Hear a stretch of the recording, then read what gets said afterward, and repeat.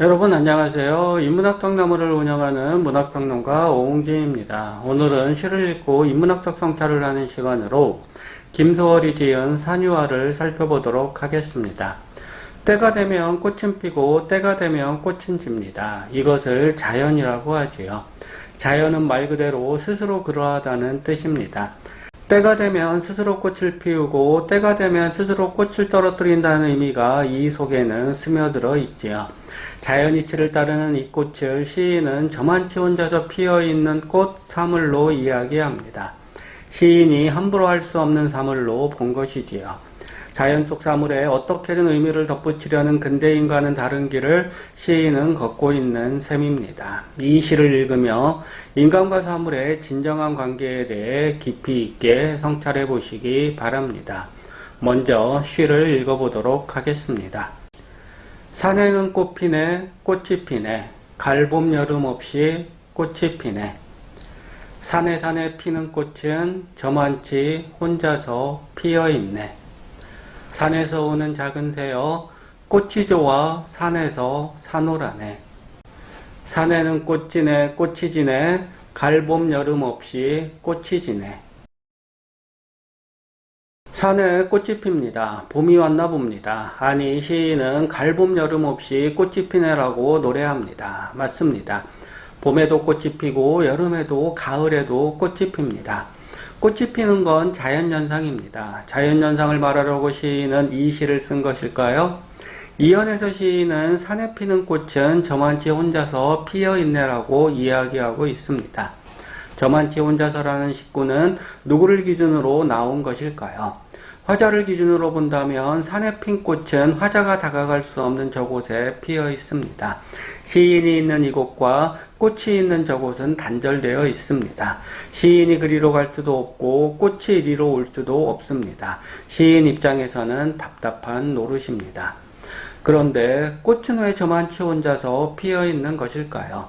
꽃은 그냥 그 자리에 피어 있습니다. 다만 그 꽃을 바라보는 시인의 마음이 꽃으로 다가가지 못하고 있을 뿐입니다. 곧 저만치 피어 있는 꽃은 자연현상을 표현하는 게 아니라 꽃을 바라보는 시인의 마음을 표현합니다. 자연현상을 그 자체로 받아들이지 못하는 마음이 저만치 피어 있는 꽃 이미지를 만듭니다. 시인은 왜 산에 핀 꽃을 저만치 내던져 두고 있을까요? 꽃을 간주하는 거라고 보기는 힘듭니다. 꽃과 하나가 되려는 마음이 있다면 시인이 꽃을 저만치 둘 리가 없습니다. 시인은 말 그대로 꽃과 거리를 두려고 합니다. 이렇게 해야 할 무슨 이유라도 있는 것일까요? 3년에는 산에서 오는 작은 새가 나옵니다. 시인과 꽃이라는 이자관계가 시인-꽃-새라는 삼자관계로 바뀌었습니다. 새가 시인과 꽃 사이에 끼어듦으로써 무엇이 바뀌는 것일까요? 작은 새는 꽃이 좋아 산에서 살고 있습니다. 작은 새가 산에서 사는 이유는 꽃이 산에서 사는 이유와 같습니다. 자연현상이라는 말입니다. 작은 새는 꽃이 좋아 산에서 산다는 건 시인의 생각일 따름입니다. 물론 옳고 그름을 따질 수 없는 문제입니다. 작은 새는 그냥 산에 살고 있고 꽃은 그냥 산에 피어 있습니다. 시인의 사육길은 바로 이 지점에서 막혀버립니다. 꽃은 그냥 피고 새도 그냥 우는데 시인은 그냥 자기에게 주어진 삶을 살 수 없습니다. 저만치 피어있는 꽃을 보면서 시인은 꽃과 하나가 될 수 없는 자신의 상황을 뼈저리게 느낍니다. 그렇다고 시인은 작은 새가 되기도 힘듭니다. 작은 새 또한 자연의 운명을 벗어나지 않고 있기 때문입니다.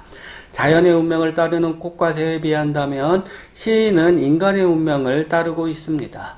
꽃과 새의 거리는 꽃과 시인의 거리와 같을 수 없습니다. 꽃과 새는 산에 살지만 시인은 산에서 저만치 떨어진 곳에 있습니다. 꽃은 꽃대로 제자리에 피어 있고 새는 새대로 제자리에서 웁니다. 하지만 시인은 어떤가요? 꽃이 핀 곳으로 가고 싶지만 꽃은 저만치 혼자서 피어 있습니다. 산에서 오는 작은 새처럼 꽃과 더불어 살고 싶지만 그것이 불가능하다는 걸 시인 스스로 잘 알고 있습니다. 이러지도 저러지도 못하는 사이에 시간만 흐릅니다. 산에는 이제 꽃이 집니다. 꽃이 지는 건 자연현상입니다. 꽃이 피는 것과 다르지 않다는 말입니다. 꽃이 피고 지는 그 시간을 시인은 무엇을 하며 보냈을까요? 갈봄 여름 없이 꽃이 지내라는 구절은 자연현상의 바깥에 있는 시인의 현재를 분명히 보여줍니다.